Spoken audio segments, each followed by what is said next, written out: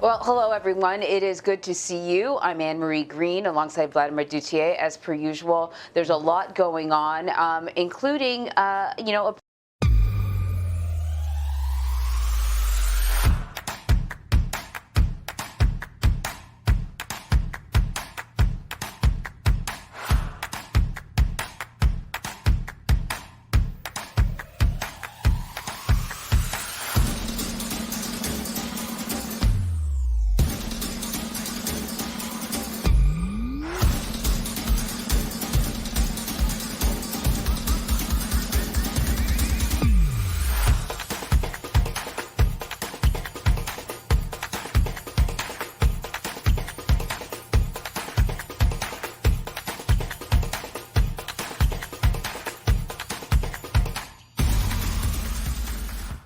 pretty sort of surprising move by the Biden administration that may have a ripple effect within the Middle East, Vlad. Yeah, indeed. The president is sending a sharp message to Iran after taking his first military action in office.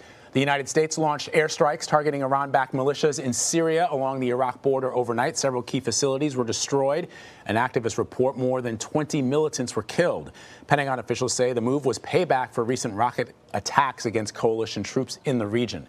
Defense Secretary Lloyd Austin spoke to reporters last night, and he defended the administration's decision.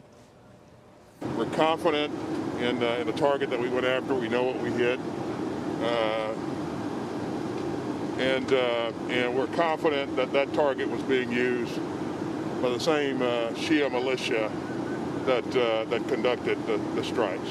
We were very deliberate about our approach, as you would expect us to be. We allowed and encouraged the Iraqis to investigate and develop intelligence, and that was very helpful to us in refining the target. So it's unclear how these airstrikes will impact the president's plans to rejoin the Iran nuclear deal and establish communications with Tehran over American hostages. For more on this, we want to bring in Connecticut Congressman Jim Himes. He serves on the House Intelligence Committee. Congressman, good morning. Thanks for joining us. Good morning. So are you supportive of these airstrikes and the launch of these airstrikes? Do you believe it was the best move? And I guess more importantly, was Congress notified of this military action ahead of time? Yeah, on the first part, it's a little hard to answer whether you're supportive. Look, it's one move on a fairly complicated chessboard. My suspicion is it's probably a smart move. And what I mean by that is that for a long time now, there's been sort of a low burn conflict with Iranian proxies, and not just in that part of Iraq and Syria, but also in Baghdad, where we've been struggling with Iranian-backed militias getting more and more aggressive. And so, look, every time we have a new president, I think the whole world, including the bad guys in the world, like the Iranian regime, wonder who they're dealing with. And, of course, the new president, Joe Biden, has been talking in the last couple of weeks about re-engaging in a negotiation with Iran. And in a very ugly part of the world, I think this was Joe Biden's way of saying, hey, we'll negotiate, but don't think for 1 second that you're going to push us around. And if you attack our people, as they did, there will be a significant cost to be borne. Congressman, how do you see these airstrikes against these Iranian-backed militias impacting the Biden administration's plans to rejoin or resume the conversation about the 2015 nuclear deal, or maybe bring home American hostages, if you think it will have an impact at all? Yeah, I think, the Middle East is a place where you negotiate from a position of strength, and where you make sure that the opponent that you're sitting across the table from understands that you're not a patsy, understands that they're not going to get anything over on you. And again, it's if you don't have the full layout, it's hard to say this was the smart thing to do. But, again, given that for the first time in 4 years, the president is saying, I will re-engage with the Iranians, and try to get back that nuclear deal, maybe even do a better deal. Very different, of course, from the last administration, where it was very clear that they simply wanted the regime to go away. I do think it makes sense to say, look, we're extending a hand of friendship, but don't think for 1 second that that means that you can take advantage of us. And if you go after us, we will be very, very firm and very tough in going after you. I think that's probably a good poker hand to have up against the Iranian regime. Meanwhile, Congressman, President Biden held a phone call with Saudi King Salman yesterday. However, it's unclear if they discussed those new intelligence reports blaming the Crown Prince, Mohammed bin Salman, for the murder of journalist Jamal Khashoggi. What's your take on the president's conversation with the king? What can you tell us about the report? And in your capacity as the House serving on the House Intelligence Committee, how important is it ultimately to find out exactly what happened to Jamal Khashoggi, given that it's put journalists' lives at risk all around the world? Yeah, and look, I haven't yet seen the report, but I think it's going to tell us what we have known to be true from, very shortly after the moment that we learned that Jamal Khashoggi had been killed, and that is a very, very close involvement on the part of the Saudi regime. Relations with the Saudis are going to get a lot more complicated under Joe Biden. Under President Donald Trump, the murder of this journalist outside of Saudi Arabia in Turkey, of course, the White House sort of didn't seem to mind. They didn't condemn it. And that, of course, puts journalists everywhere at risk. And it also sends a green light to the Saudi regime that, hey, we're going to turn a blind eye to that kind of behavior. There's a new sheriff in town, and Joe Biden has made it very clear that that's not okay. He's also made it pretty clear that we're going to rethink our support for the just appalling war that continues to rage in Yemen, with civilian after civilian being killed.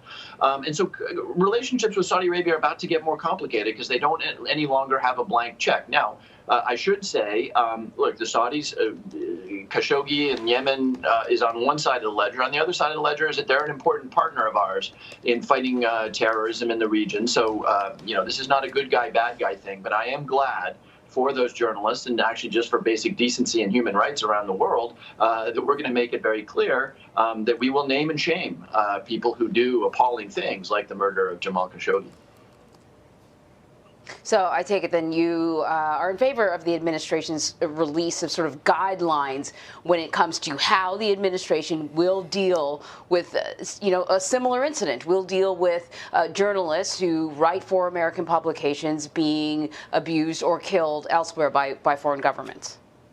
Yeah, I mean, you say guidelines. Look, you can't kill journalists. There's and you certainly can't do it because that journalist is writing things that you don't like. I mean, again, there doesn't need to be too terribly complicated a rule book.